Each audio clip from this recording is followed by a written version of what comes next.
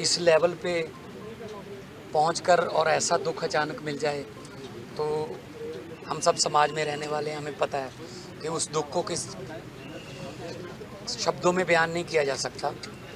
उनकी जो पत्नी है वो पंजाब की बेटी है, पंजाब में पैदा हुई, पंजाब की जमपल है, आईएएस है, वो हरियाणा में सेवा कर रही है। और उस समय वो चीफ मिनिस्टर हरियाणा के साथ जापान के दौरे पे थी और बहुत हायर लेवल की ऑफिसर है, क्योंकि मुख्यमंत्री के साथ सीनियर आईएएस अफसर ही ट्रैवल करते हैं, डिसीजन मेकर ही ट्रैवल करते हैं। तो अब उनके पास कोई लफ्ज़ नहीं है कि हम तो कोई ब्लैकमेलर नहीं है, हम कोई ऐसा नहीं कहते कि हमें इतने पैसे दे दो, क्योंकि पूरी फैमिली पढ़ी लिखी फैमिली है, आईएएस आईपीएस की फैमिली है।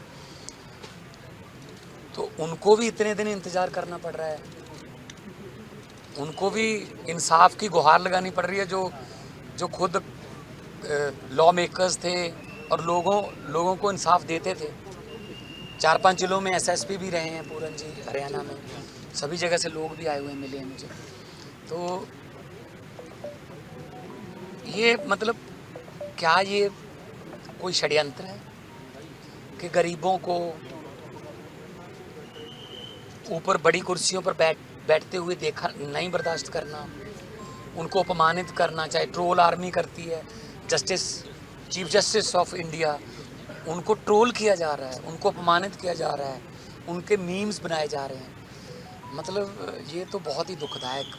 भारत एक गुलदस्ता है, गुलदस्ते में एक ही रंग के फूल थोड़ी चलेंगे। इस लेवल पे पहुंचकर और ऐसा दुख अचानक मिल जाए तो हम सब समाज में रहने वाले हैं, हमें पता है कि उस दुख को किस शब्दों में बयान नहीं किया जा सकता। उनकी जो पत्नी है वो पंजाब की बेटी है, पंजाब में पैदा हुई, पंजाब की जमपल है, आईएएस है, वो हरियाणा में सेवा कर रही है। और उस समय वो चीफ मिनिस्टर हरियाणा के साथ जापान के दौरे पे थी और बहुत हायर लेवल की ऑफिसर है, क्योंकि मुख्यमंत्री के साथ सीनियर आईएएस अफसर ही ट्रैवल करते हैं, डिसीजन मेकर ही ट्रैवल करते हैं। तो अब उनके पास कोई लफ्ज़ नहीं है कि हम तो कोई ब्लैकमेलर नहीं है, हम कोई ऐसा नहीं कहते कि हमें इतने पैसे दे दो, क्योंकि पूरी फैमिली पढ़ी लिखी फैमिली है, आईएएस आईपीएस की फैमिली है।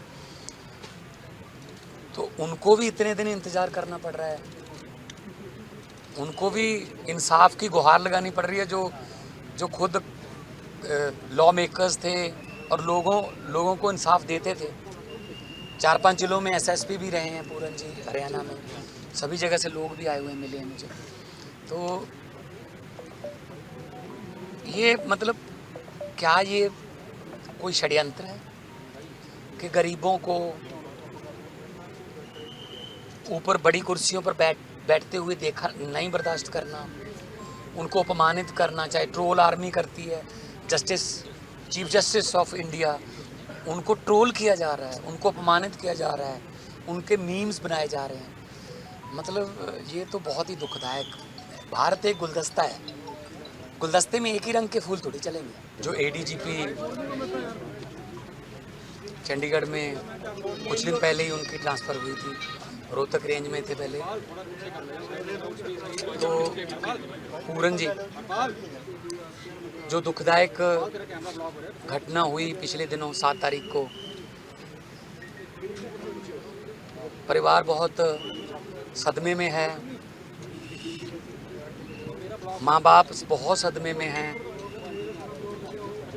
क्योंकि माँ बाप ने बहुत गरीबी से उठ के अपने बच्चों को पढ़ाया, यूपीएससी क्लियर करवाया, आईपीएस बनाया, और उसके बाद इस लेवल पे पहुंचकर और ऐसा दुख अचानक मिल जाए तो हम सब समाज में रहने वाले हैं, हमें पता है कि उस दुख को किस शब्दों में बयान नहीं किया जा सकता।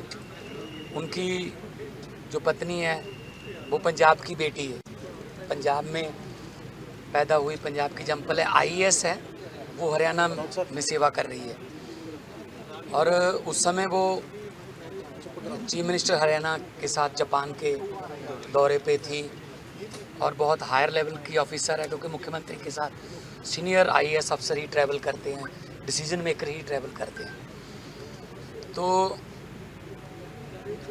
अब उनके पास कोई लफ्ज़ नहीं है कि हम तो कोई ब्लैकमेलर नहीं है, हम कोई ऐसा नहीं कहते कि हमें इतने पैसे दे दो, क्योंकि पूरी फैमिली पढ़ी लिखी फैमिली है, आईएएस आईपीएस की फैमिली है। तो उनको भी इतने दिन इंतज़ार करना पड़ रहा है, उनको भी इंसाफ की गुहार लगानी पड़ रही है, जो खुद लॉ मेकर्स थे और लोगों को इंसाफ देते थे। 4-5 जिलों में एसएसपी भी रहे हैं पूरन जी, हरियाणा में, सभी जगह से लोग भी आए हुए मिले हैं मुझे। तो ये मतलब क्या ये कोई षड्यंत्र है कि गरीबों को ऊपर बड़ी कुर्सियों पर बैठते हुए देखा नहीं बर्दाश्त करना, उनको अपमानित करना, चाहे ट्रोल आर्मी करती है, चीफ जस्टिस ऑफ इंडिया, उनको ट्रोल किया जा रहा है, उनको अपमानित किया जा रहा है, उनके मीम्स बनाए जा रहे हैं। मतलब ये तो बहुत ही दुखदायक। भारत एक गुलदस्ता है, गुलदस्ते में एक ही रंग के फूल थोड़ी चलेंगे। एक ही रंग का गुलदस्ता अगर होगा तो ज़्यादा देर देख नहीं पाओगे। गुलदस्ते में अलग अलग रंग के फूल, अलग अलग सुगंध के फूल हों तो गुलदस्ता अच्छा लगता है। अगर कोई आम घर का बेटा, कोई गरीब घर का बच्चा पढ़ लिख के ऊपर तक पहुंच गया, तो उस लेवल पे भी आप उसको मतलब काम नहीं करने देते, जब उसको ऐसी टिप्पणियां करते हो, ऐसी उसको अपमानित किया जा रहा है उसको, कि वो इस लेवल का स्टेप लेने पे मजबूर हो गया कि अपनी जान दे दी।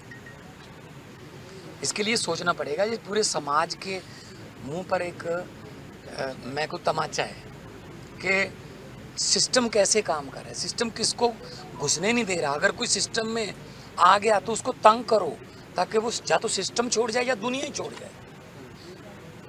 आप देखते होंगे, हम आम घरों से आए हैं, गाँव से आए हैं, नॉन पॉलिटिकल बैकग्राउंड से हैं हम लोग। जो पहले सीजनल पॉलिटिशियन हैं, सारे विरुद्ध हो गए मेरे। हर रोज़ मुझे गालियाँ, केजरीवाल को गालियाँ, हर रोज़, क्योंकि वो बर्दाश्त ही नहीं कर पा रहे। कोई तीसरा आ गया, ये क्यों आ गया? हमारा अच्छा चल रहा था, 5 साल वो, 5 साल दूसरा, मैं आ गया, मैं तुझे तू कुछ नहीं कहूँगा, तू आ गया, तू मुझे कुछ मत कहना, ये समझौते चल रहे थे। अगर कोई नीचे से आ गया, कोई पढ़ लिख के आ गया, नंबर आ गए, मेरिट पे आ गया, उसको जीने नहीं देना, उसको फील्ड में तंग करना है, उसके साथ वही भेदभाव जो बाबा साहब अम्बेडकर साहब को क्लास में नहीं बैठने देते थे, उस समय पीछे बैठाते थे। और बाबा साहब ने भी यही लिखा था, अम्बेडकर साहब ने, कि शिक्षा वो शेरनी का दूध है, जो इसको पिएगा वो दहाड़ेगा। जो पत्नी है वो भी आईएएस ऑफिसर है, हरियाणा कैडर की, पंजाब की बेटी है। और पंजाब की बेटी, मैं तो पंजाब से हूँ, और बेटियों को अपने मायके से उम्मीद रहती है कि हमारा दुख सुख जो है हमारा वो साझा करेंगे सबके साथ। सो मैं अपनी उस बहन को हौसला ही दे सकता हूँ। अब क्या हो सकता है। कोई बात उन्होंने कहा जी, उन्होंने कहा है जी, हम तो नौकरी पेशा लोग हैं, हमने नौकरी करनी है, पूरे परिवार ने करनी है। छोटी बच्चियाँ हैं, मतलब बहुत इंटेलिजेंट लड़कियां हैं, मिली थी 2 बच्चियां, वो भी पढ़ रही हैं, कि जी हमें इंसाफ दे दो। वो तो कहते मैंने वो 8 तारीख को आई, कहते मैंने उसी दिन बोल दिया था कि 9 तारीख को पोस्टमार्टम करवा लो, एफआईआर कर दो बस। तो एफआईआर की, उसमें नाम ही नहीं लिखा किसके खिलाफ है। तो इसका मतलब तो कुछ उनके मन में है कि इसको बाद में कुछ कर लेंगे, इसका टैंपरिंग कर लेंगे या कुछ भी कर लेंगे। ऑफिसर दे नाल हो रहा है, ऑफिसर फैमिली दे नाल, आम लोग का दे नाल क्या है? वही तो नहीं, नाकामी लग रही है या कोई कॉन्स्पिरेसी है? नहीं, देखो जो उन्होंने लिखा है अपने उसमें तो उन्होंने कहा कि मेरी हर रोज़ बेइज्जती करते हैं, फलां अफसर में। अच्छा, वो लिख भी उन्होंने उच्च अधिकारियों को चिट्ठियाँ भी लिखी कि जी मेरे साथ ऐसा हो रहा है, क्यों नहीं काउंसलिंग की, क्यों नहीं उन अफसरों को बिठा के बात की। मैं पिछले 3.25 साल से पंजाब में मुख्यमंत्री हूँ, मेरे अफसरों में थोड़ा बहुत होता रहता है, कोई बात नहीं, ह्यूमन साइकी है, नेचर है। मैं तो बिठा के बात कर लेता हूँ, यार क्यों लड़ते हो, पंजाब के लोगों के लिए सेवा करनी है। यूपीएससी क्लियर करना कोई खाला जी का बड़ा है, साधु बनना पड़ता है पढ़ाई के लिए। और इतना पढ़ लिख के आप ऐसे जा रहे हो दुनिया से, तो मतलब ये बहुत ही दुख की बात है, बहुत ही। मैं हरियाणा के माननीय मुख्यमंत्री साहब को और केंद्र सरकार को विनम्र बेनती करना चाहता हूँ कि इस परिवार के साथ खड़ी है। उनको कोई एक बंदे को बचाने के लिए आप कानून को ताक पे नहीं रख सकते कि जी आपका कोई फेवरेट अफसर होगा, नहीं उसको कैसे करें जी, उसको ना करें जी, क्या बात, कानून से ऊपर थोड़ी होता है कोई।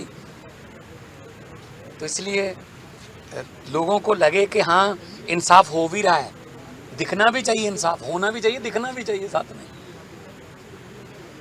गवर्नर साहब मिल के आए, उससे गल हुई है कि वो प्रशासक ने चंडीगढ़ के गवर्नर साहब को मैंने यही रिक्वेस्ट की कि जी आप इंटरव्यून कीजिए, आप प्रशासक हो चंडीगढ़ यूटी के सारे, तो आप बिठा के अफसरों को और परिवार को बिठा के बात करो, बात करके अब वो मिट्टी रोलने का क्या फ़ायदा हुआ। मतलब जो उनकी पत्नी है उन्होंने क्या बोले यार, मतलब उन्होंने कहा कि मेरा तो वर्दी वाला था, मैं डिब्बे का क्या करूँगी, मैं डिब्बा रोक रही हूँ क्या, ले जाओ डिब्बा, लेकिन इंसाफ तो दो ना पहले। कभी बिना पूछे परिवार को पीजीआई में ले गए उनकी डेड बॉडी, जब परिवार ने कहा जी हमारी तो सहमति नहीं है, फिर वापस दे। कम से कम मतलब इनकी भावनाओं की तो कदर करो। आज 5वां दिन है, पोस्टमार्टम नहीं हो पाया। हाँ, भावनाओं की तो कदर करो ना। मतलब बूढ़े माँ बाप हैं, इस एक कहा जाता है कि दुनिया में सबसे बड़ा, हमारे कल्चर में ये कहा गया है, दुनिया में सबसे बड़ा बोझ, सबसे बड़ा वजन क्या माना गया है, बाप के कंधे पर बेटे की अर्थी, सबसे बड़ा बोझ।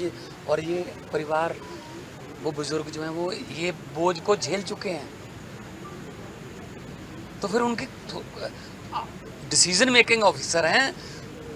बेटी पढ़ाओ बेटी बचाओ का जो देश में वो चलाया था, तो इनकी पत्नी का बहुत बड़ा हाथ था उस स्कीम को लागू करवाने में और उसका जो खाका तैयार कराने में। हरियाणा गवर्नमेंट टॉप ऑफिसर्स को बचाने की कोशिश कर रही है सर। कुछ ना कुछ तो होगा ना, अगर FIR में नाम नहीं लिख रहे, बाकी सब कुछ लिख रहे हैं। सर हरियाणा सीएम ਦੇ ਨਾਲ ਵੀ ਤੁਸੀਂ ਗੱਲ ਕਰਨ ਦੀ कोशिश मैं आपके जरिए भी मैंने मैसेज दिया, मैं खुद भी करूँगा बात, क्योंकि ये अब आप पार्टी लेवल, अब आप पॉलिटिक्स लेवल, लेकिन ये कुछ नज़र पिछले पहले तो कई सालों से हो रहा था, लेकिन अब तो ये जग जाहिर हो गया कि मतलब एक समाज को जानबूझकर षड्यंत्र के तहत मतलब टारगेट किया जा रहा है कि दलित भाईचारा है, दलित हैं, ये कैसे आगे ऊपर, वही वाली बात के बर्दाश्त नहीं करना। बस उनको क्यों नहीं करना भाई, सिस्टम में आए हैं, कोई वो सिफारिश लगा के तो आए नहीं, UPSC क्लियर करके आए हैं, IPS क्लियर करके आए हैं, इससे पहले सत्यम में काम करते थे, IIM अहमदाबाद के स्टूडेंट हैं, कोई छोटी मोटी बात है, वहाँ एडमिशन नहीं मिलती। तो इसलिए मैं भी मांग करता हूँ कि जल्दी से जल्दी कि केंद्र सरकार और राज्य सरकार, चलो सेम ही पार्टी है BJP, वो परिवार के साथ बात करके उनकी भावनाओं की कदर करते हुए इनको इंसाफ दें।